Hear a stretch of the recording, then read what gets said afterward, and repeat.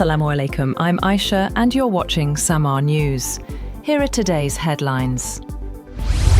Iran's Revolutionary Guards have warned that safeguarding security is a red line, and the military vowed to protect public property as the clerical establishment stepped up efforts to quell the most widespread protests in years. Unrest continued overnight. State media said a municipal building was set on fire in Karaj, west of Tehran, and blamed rioters. State TV broadcast footage of funerals of members of the security forces it said were killed in protests in the cities of Shiraz, Qom and Hamedan. Pakistan has issued a travel advisory for its citizens regarding Iran, urging them to avoid unnecessary travel until the situation improves, citing safety and security concerns. The Foreign Office has advised Pakistani nationals to refrain from all non-essential travel to Iran until conditions stabilize. The guidance was issued in the interest of public safety. 4 oil tankers that had left Venezuela with their tracking systems switched off are now back in Venezuelan waters. State oil company PDVSA and monitoring service tankertrackers.com say the vessels departed in early January, operating in so-called dark mode amid a strict US blockade. Most of the tankers were reported to be fully loaded. The return follows the departure of around a dozen loaded ships and several empty vessels last month, in what appeared to be a challenge to an embargo imposed by US President Donald Trump in mid-December. The sanctions have sharply reduced Venezuela's oil exports.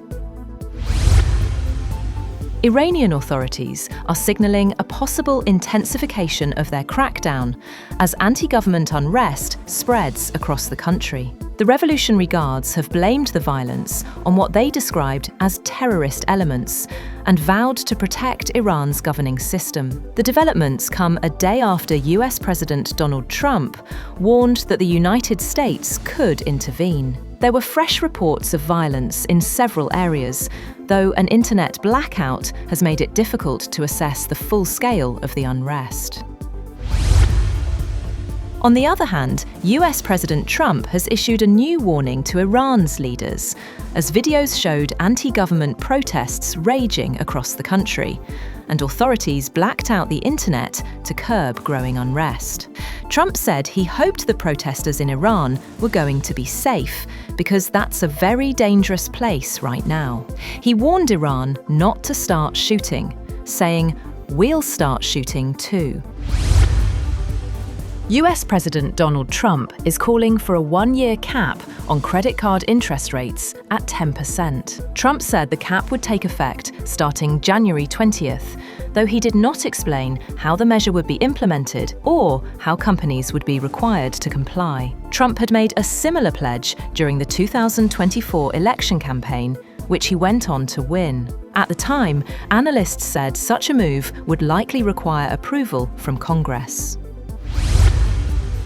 Greenland's parliament is moving up a key meeting to discuss how to respond to US threats regarding the Arctic island.